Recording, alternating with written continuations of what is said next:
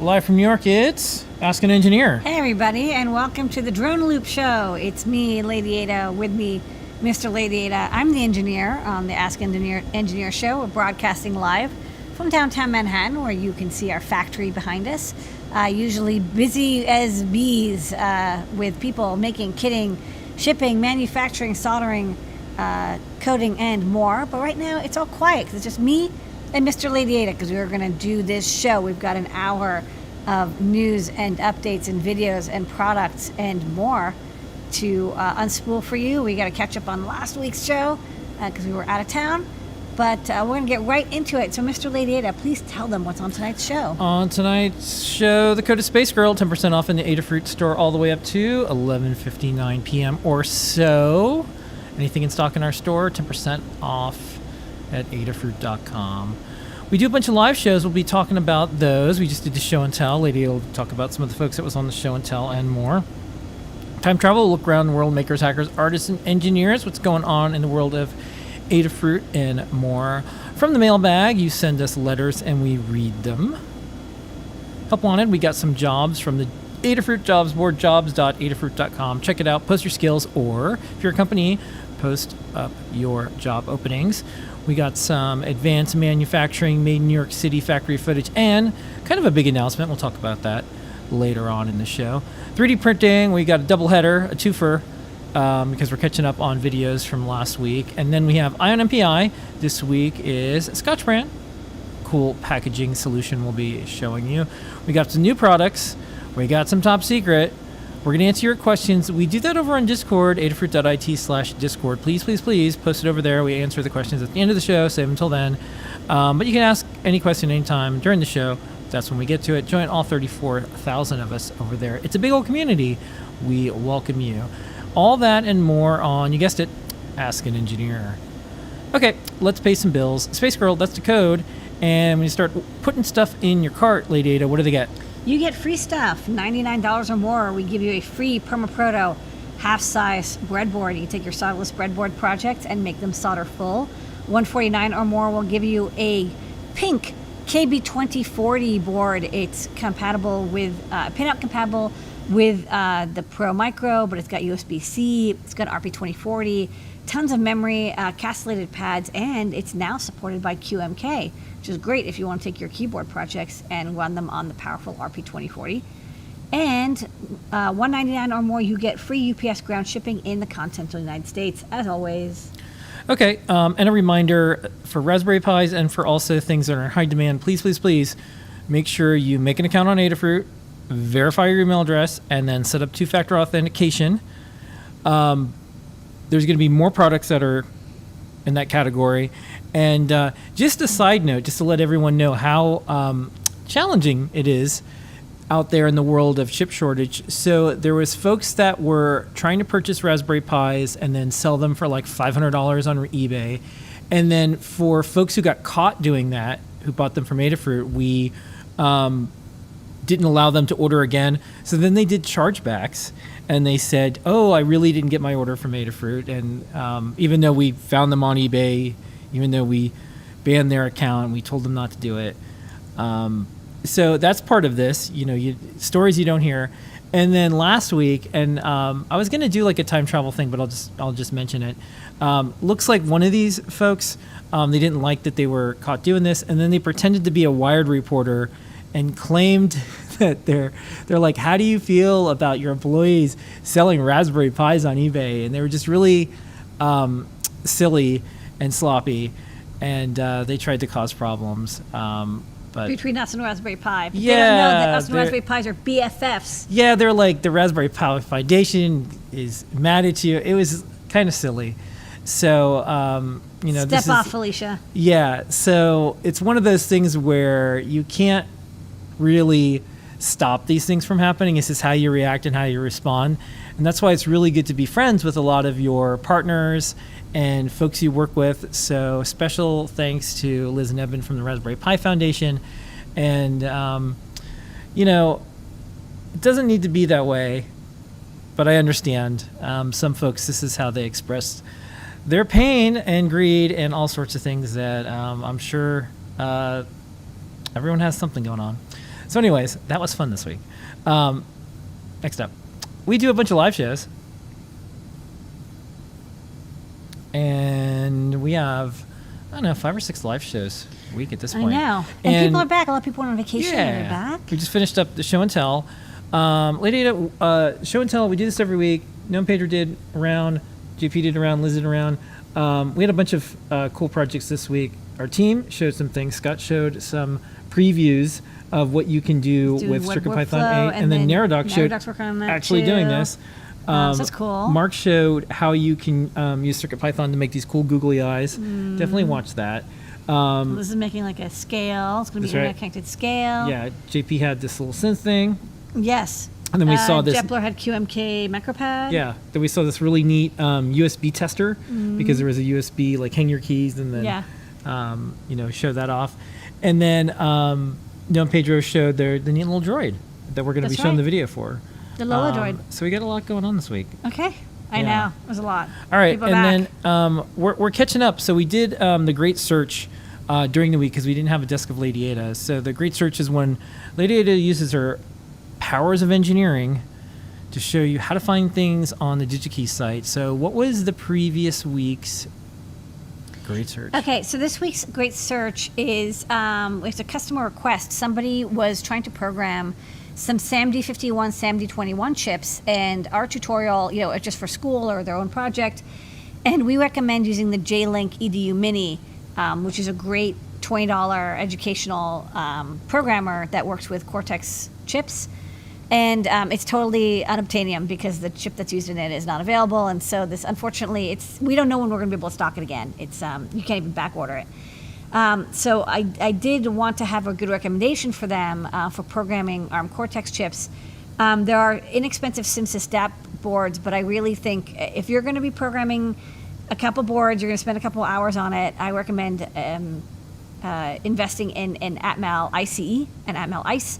They're good for AVRs and SAM chips. I have one here and one at home. I use it all the time to resuscitate boards, program bootloaders, step debugging, all that good stuff. It's like the official firmware programmer. And, there's a nice kit that's $180, but there's also a really low-cost version that's only like $80, which isn't that much more than the EDU Mini.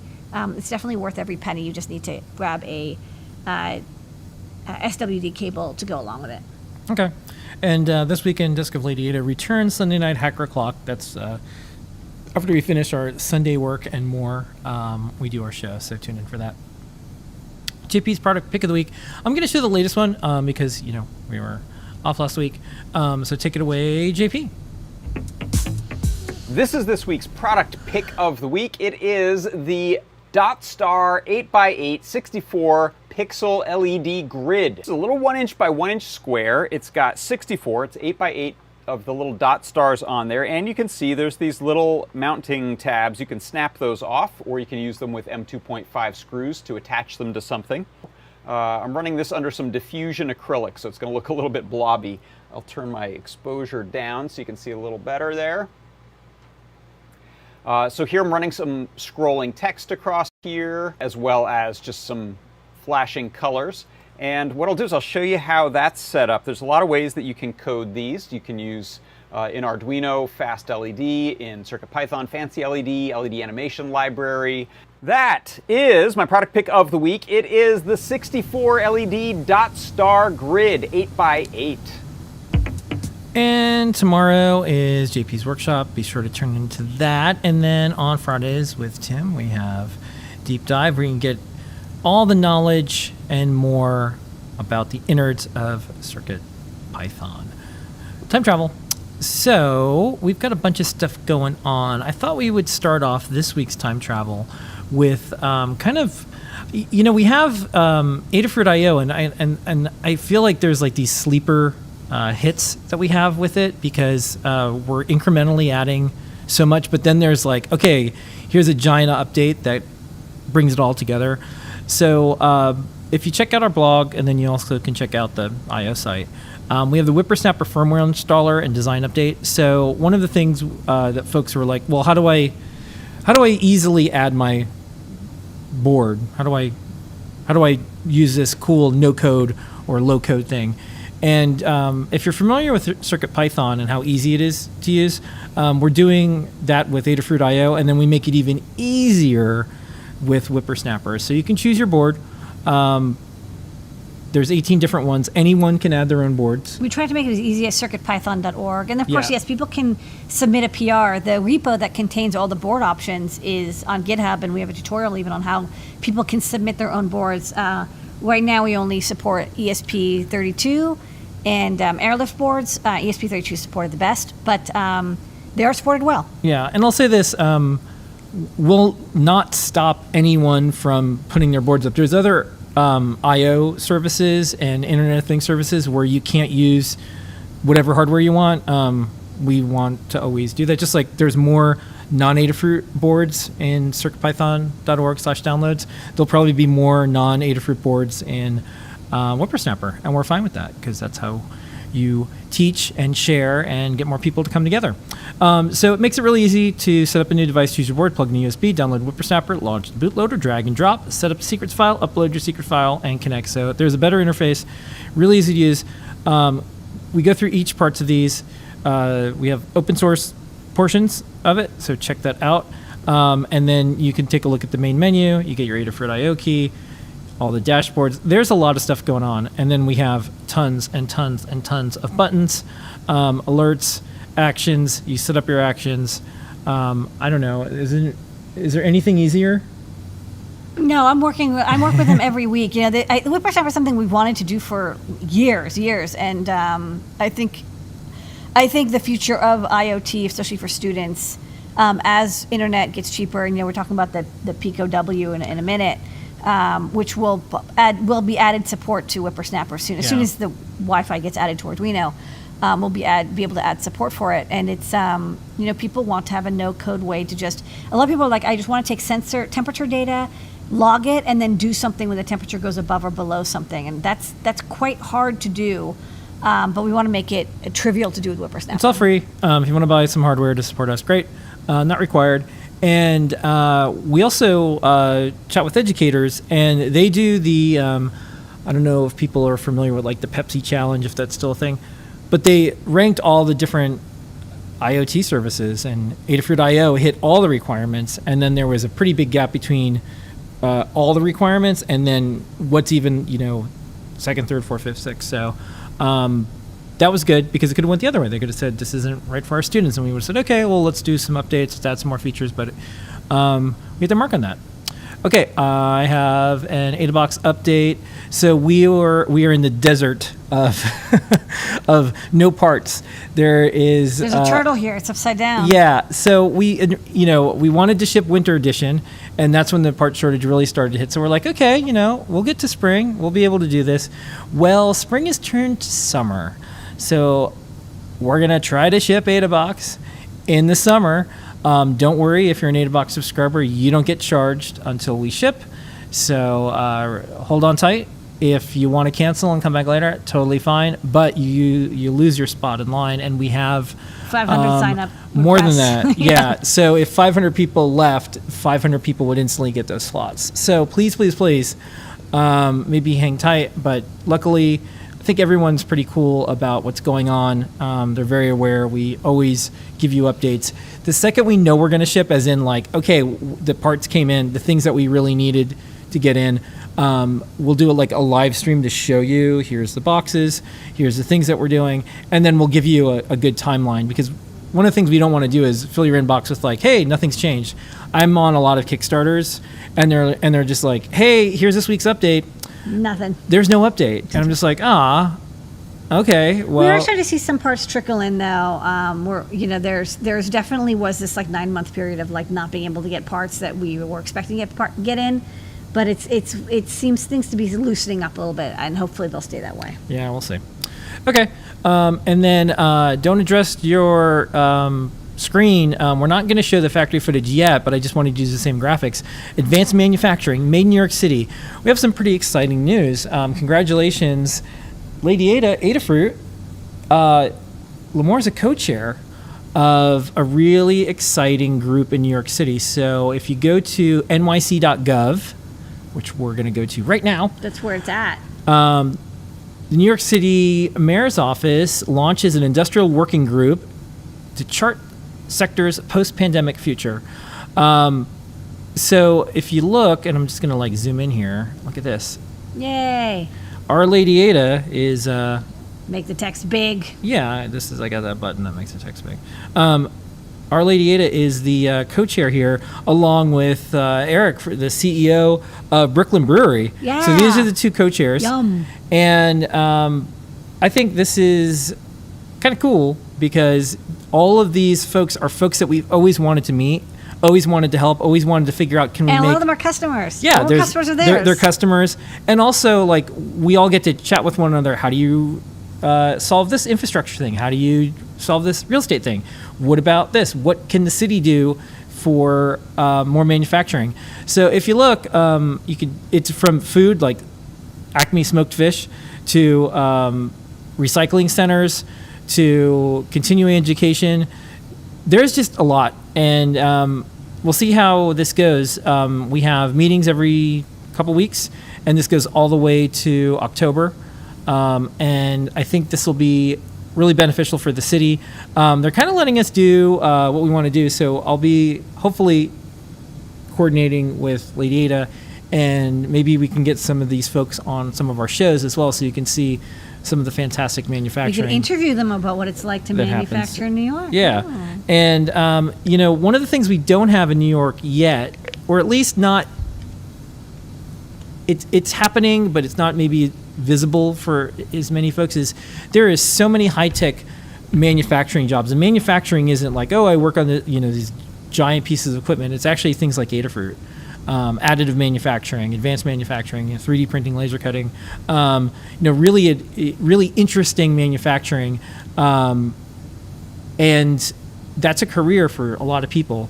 All the folks at Adafruit, they started in one department, and that's how we have our management team. They started in kitting or shipping or running machines, and now they're helping to run all different parts of an advanced manufacturing company in New York City. So I think that'll be the best part, is the connections that you make with these folks. And maybe we can, have a supply chain solution for folks. Like, you could get something made start to finish in New York. So we'll see. Okay, it's mailbag time.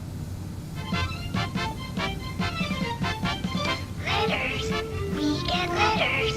We get tweets and we get emails. Your comments via... Okay, this week on mailbag. Not really a question, but a shout out to you, Lamore and PT, and Adafruit and community. What I've learned from the community and from watching Lamore and other Ada folks, you all enabled my journey deeper with hardware and embedded software. I was able to land an amazing job doing embedded engineering that I'm starting the end of this month. Yay. That's cool. All right, speaking of jobs, Data for Jobs Board.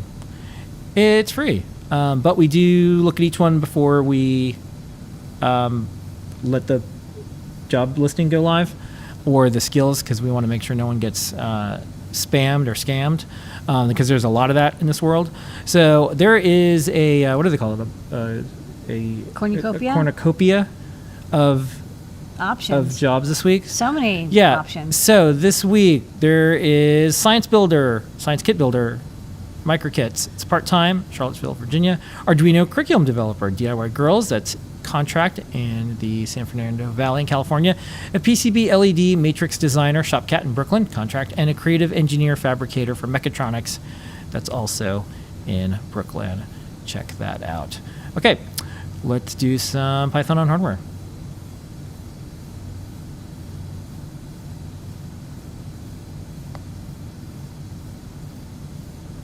Okay, the big news. We are counting down to CircuitPython Day. It is August 19th, 2022. We'll have all-day events, virtual, around the world. If you like Python on hardware, this is the event for you. Right now, we're doing all the coordination. One day we would like to have an in-person event, but we still know that's a little bit challenging. That's okay. We've been doing virtual ones from the start. So check out the Adafruit blog, circuitpython.org, the newsletter that you can get on adafruitdaily.com, and you'll see all the events we have planned. Lots of folks in the community will probably be doing talks and more. So that's coming up. It's a Friday. And it's also a holiday for Adafruit. There's no holidays in August that are... So we invented one. So we invented one, and that's CircuitPython Day. So, okay. Big news, I guess I would say, is more Python on hardware. This one is from the Raspberry Pi Foundation. So, Yes. The Pico W. What's Python-y about it, Ladyada? Yes, there's a new Raspberry Pi Pico. This one, which is called the Picow, apparently is the name that people like to call it, because there's the Pi Zero W, and this is similarly named. Move over. That's Move Over. utterly delightful. It is now the Pico. So it looks just like the Raspberry Pi Pico, the RP2040 based board, except the bottom half, instead of being kind of mostly empty, now has a Wi-Fi module under a tin, which does look a little bit like the module on the Raspberry Pi 4, and that's not a coincidence because it's the same chip. It's the Cypress Infineon CYW43439, which has Bluetooth Classic, Bluetooth Low Energy, and Wi-Fi support. Inside of that chip is, in addition to this radio, a dual-core ARM Cortex chipset, which can be loaded with firmware. And on the Pico W, what happens is that we load firmware on it that lets it communicate back and forth with the RP2040 to give it wireless capabilities. So the long story about this is, on launch, we basically didn't have access to the firmware before launch, but we do now, so we can take a look at it. But for launch, it comes with MicroPython support. The MicroPython support's really good. It's only Wi-Fi right now, but they're working on BLE and Bluetooth Classic. And we are not actively working on adding the CircuitPython support for this wireless chip because we're really focusing on the web workflow, and we don't want to we're kind of like in a good groove right now, and we don't want to stop that and work on some hardware. But if there's people who are interested and want to help do the porting, we're happy to help folks out with it. It is in the MicroPython core, so it has to be massaged a little bit to move into CircuitPython core, but it's not, a ground up port. It's more just to make it compatible with CircuitPython sockets. We use a thing called Socket Pool. But there's no reason why it wouldn't work in CircuitPython. Again, it just, somebody needs to help with the port to get it from MicroPython to CircuitPython. And there's also going to be a header version eventually, but right now there's this castellated version with the module, but it's cool. You now have wireless support. It's inexpensive. You can sign up. We will have some at Adafruit. We did not put any in because we wanted to prioritize getting some Raspberry Pi 4s out. But this week, we might put some in. So sign up.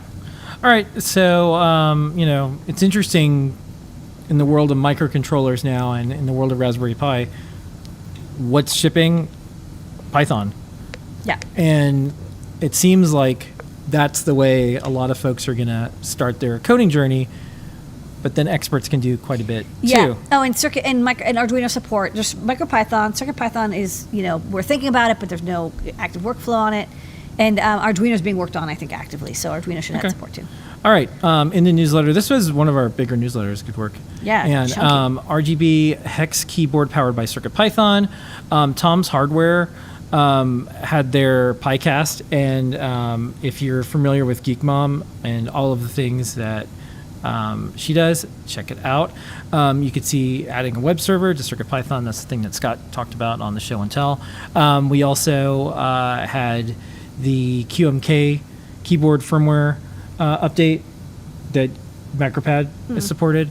You can check out the latest from... We try to keep track of what's going on with the Python Software Foundation because we're all connected to it, and we're also one of the people who sponsor and donate.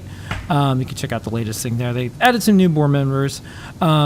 List of our shows that's going on, and then what's going on with the latest CircuitPython show. Check out Paul's interviews that are usually every couple weeks or so. And then Raspberry Pi Pico W projects.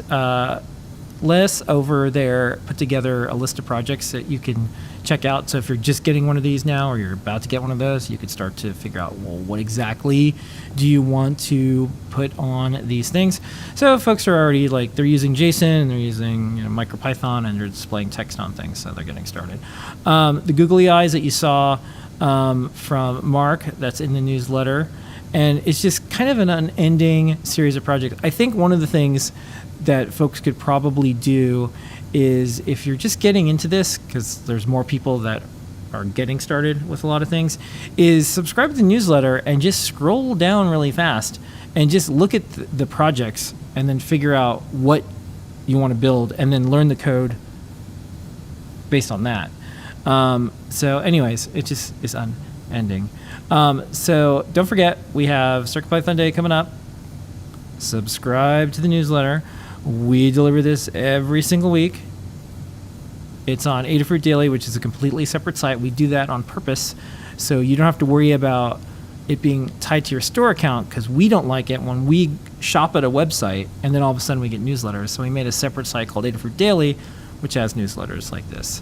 And that is this week's Python on Hardware.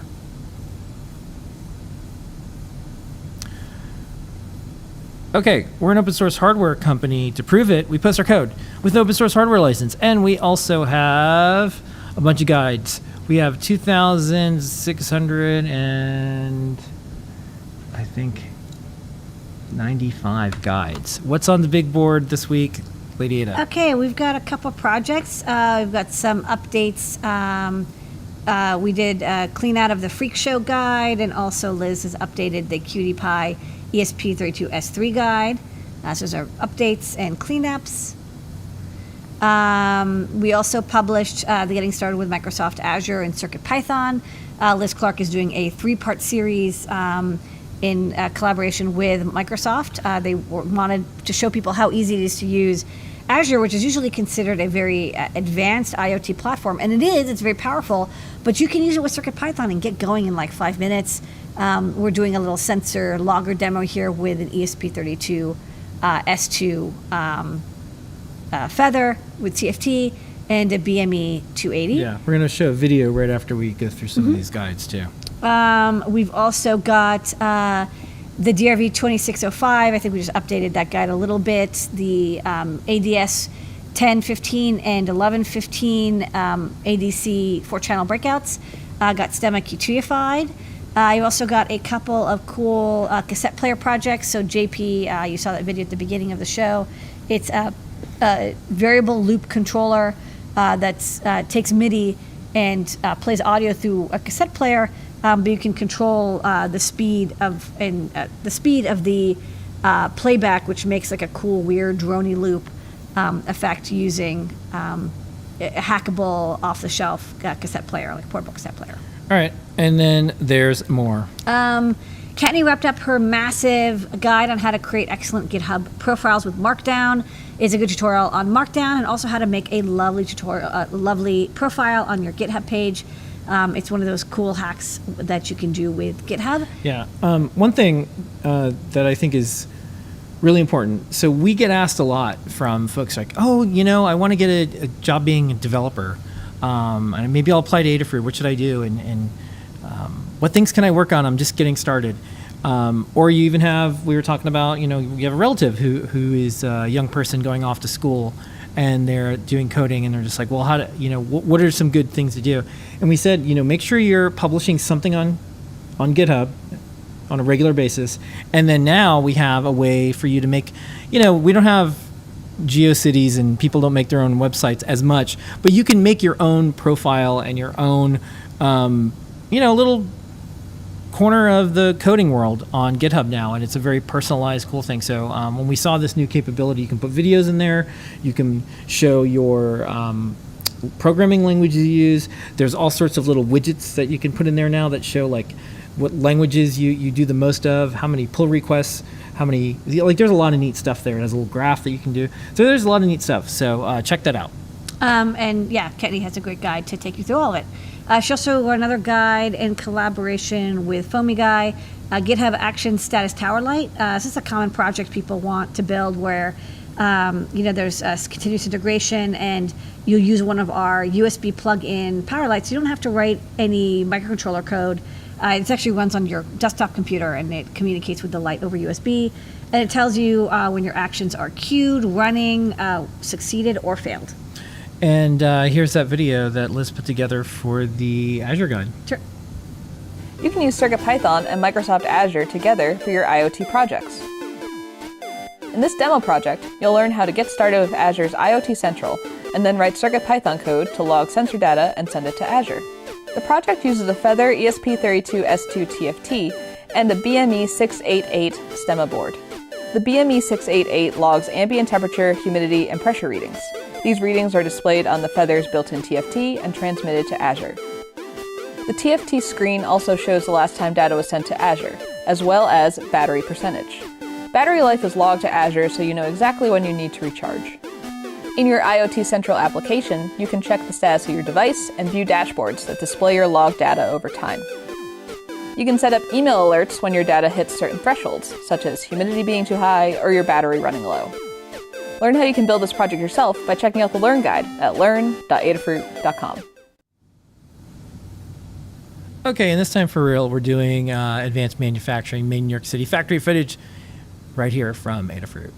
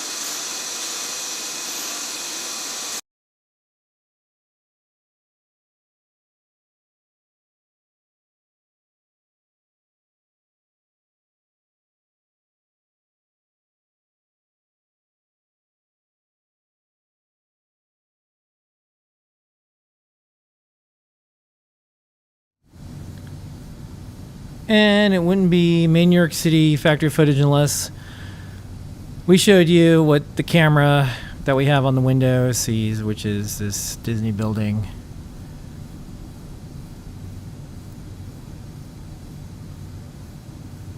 All the time, More windows, forever. nonstop. Yeah.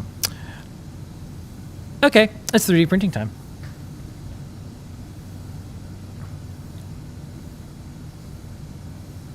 This week we're going to show 2 in a row from Noah and Pedro. This is the little mirror project, and then the droid.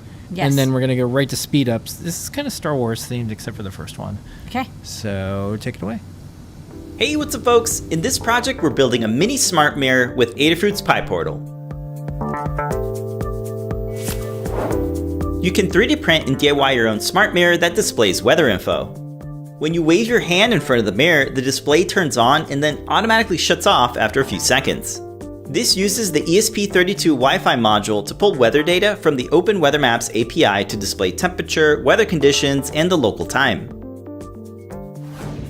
The Pi Portal features the ATSAMD51 with an ESP32 Wi-Fi coprocessor, 8MB of flash storage, and some onboard sensors.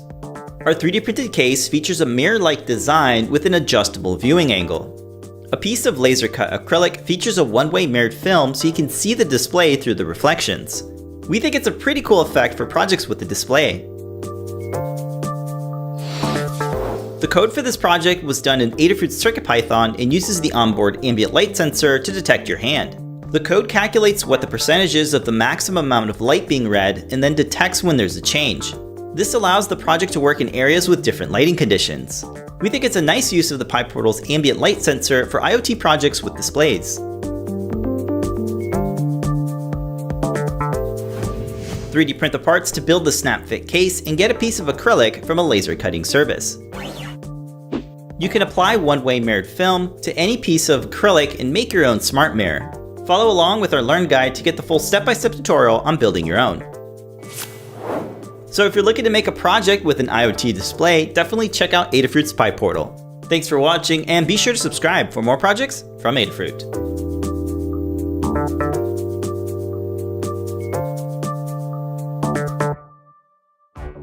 Hey, what's up folks? In this project, we're making an animatronic toy inspired by Star Wars.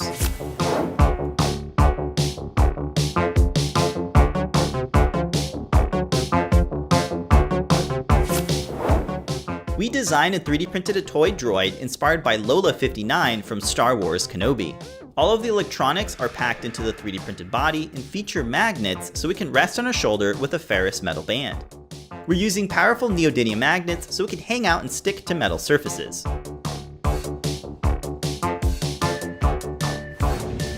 It's powered by the Adafruit Itsy Bitsy RP2040 running CircuitPython. Head over to circuitpython.org and download the latest firmware for your dev board. You can download the UF2 and drag and drop to automatically install the firmware. Be sure to check out the guide on the Adafruit Learning System for a full tutorial on building this project. With CircuitPython, your dev board shows up like a USB flash drive where you can store assets like audio files, images, your code, and libraries. The code for this project was written by Philip Burgess and can be customized to work with other builds. The servo-controlled wings feature randomized movements, and the NeoPixel LEDs animate and change colors. We think this makes CircuitPython the best platform for cosplay props and droids alike. Get the parts to build this project by checking out the links in the description of this video. 3D print the parts in your favorite filament and then paint or finish the surfaces. The Itsy Bitsy is wired up to a LiPo backpack so you can recharge the battery over USB. Strips of header pins are soldered to the wires and insulated using Kapton tape. A magnetic plate press fits into the recess on the bottom of the droid. The PCBs can then be press fitted into the built-in clips over the magnetic plate. The two servos are secured with machine screws and the cables are fitted through the cutouts and pulled through the other side. The battery rests on top of the dev board and plugs into the LiPo backpack. With the main parts installed, the cables can then be connected with the two mounting plates snap fitting together. A slide switch is accessible on the other side so you can turn the circuit on and off. The 3D printed servo horns are positioned to avoid clipping and moving in the wrong direction. We brushed on metallic paint for the red color on the main upper body and wings. Metal wire or a paper clip can be used as the pin to create the hinge for the 2 wings and tail. Use flush snips to trim pieces of metal wire and insert them through the holes in the hinges. Then use needle nose pliers to bend the ends to keep them in place so they won't slip out. The antenna is installed using the same process with a piece of metal wire from a paperclip. Wire up the NeoPixels to some header pins and install them into the 2 sockets so the wires can be connected together on the other side. With all the electronics connected, the body can then be snap fitted together. The domes are printed in translucent filament and snap fit into the sockets. And that's it! We had a lot of fun bringing our droid to Star Wars Galaxy's Edge over at Hollywood Studios and hope this inspires you to check out Adafruit's CircuitPython for your next project. Thanks for watching and be sure to subscribe for more projects from Adafruit.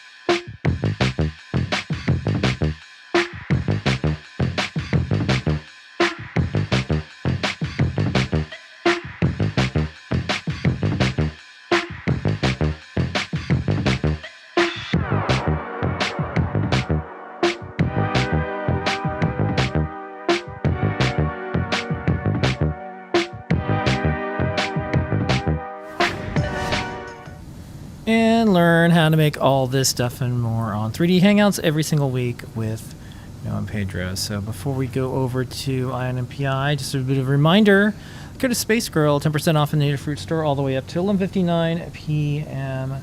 tonight. Okay. So let's do this. Play the song.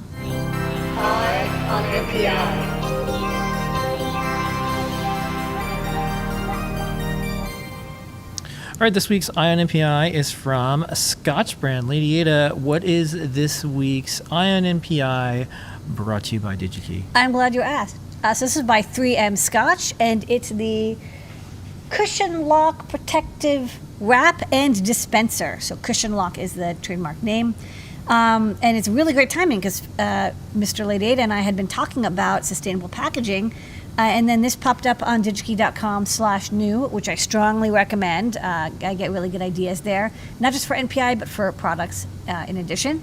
And this is a two-parter. So there is this metal dispenser, and then there is the reel of die-cut paper that you buy separately. The dispenser you only have to buy one of, and then the die-cut reel of paper you get multiple times. And as you see, when you yank on the paper, it sort of expands into this hexagonal grid. So you could buy the paper. I think it comes in both like 20-foot and 1,000-foot reels. DigiKey just stocks 1,000-foot reels because it's expecting that you're going to do a lot of shipping. And this image from 3M shows it very nicely. And it's designed for shipping, packaging, and storing. And then this is a close-up of the dispenser. You don't have to use a dispenser, but especially if you're using the 1,000-foot reel. It's pretty heavy, so it is recommended. I'll say this: now that I've unpacked it and used it, you should use a dispenser. Okay. Wisdom there for you from Mr. Yes. Ladyada. Okay, so, traditionally what people have been using for the last few decades for shipping and packaging, and, there's more e-commerce than ever, is foam peanuts. These are very familiar styrofoam peanuts, or now they're made of a, foam material that's compostable or sometimes water-soluble. Bubble wrap is really common. This, of course, comes in a big bubble, small bubble, double captive bubble, anti-static, etc. Multiple variations as shown here in this lovely image from Wikimedia. But the problem with the packing peanuts and the bubble wrap is they're really big. Like, this is how we buy from a local bubble wrap manufacturer here in New York, and so they have a truck that comes around and delivers it. So it doesn't have to go more than a couple blocks, but still, like, these are really big to store. Even if you get ones that are recyclable, there's just a lot of space required to store them. And if you are shipping them, if you don't live a couple blocks from a New York City packaging manufacturer, you have to ship it to you, and that's a little bit wasteful. And of course, the packing peanuts are also gigantic, even if they're stored in that compressed format. There is, from companies like Sealed Air and others, and if you buy from online, sometimes you see these sort of pillowy, large fill shapes. You buy it flat on a reel again, and then there's this little machine which uses a compressor, either internal or external, and it blows up the pillows for you as you need them. And so the storage and shipping of them is not as difficult, but you need that compressed air machine. And there's also bubble wrap ones that basically make bubble wrap by injecting air instantaneously just before you need it. But again, you need to buy the machine. The machine is not cheap, and it can be pretty loud as well. So what I thought was nice about this is it kind of has the storage and shipping ease of the inflated bubble stuff, but has the poofability of bubble wrap. So it kind of doesn't require that machine.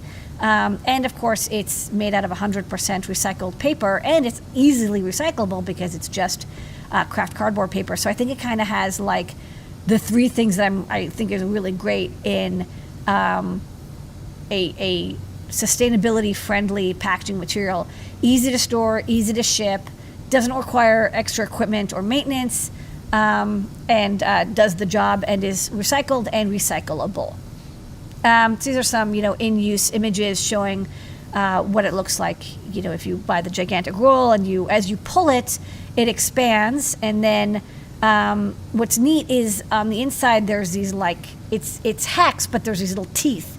And the teeth, they're not sharp enough to cut you or damage any material that you're wrapping in, but it grabs against itself, which means that you can wrap it into this nice ball, and you get this volume fill, which is a struggle that with some sustainable packaging, I've seen sort of the crinkled paper style packaging. It's very heavy. And it's very dense, and so it's recyclable and it's void filling, but it adds so much weight that now you're using more fuel to ship. Whereas I think that this is very lightweight, like a honeycomb shape, but it sticks together and it gives you that fluffiness. So there's just a couple more photos from Scott showing it in action.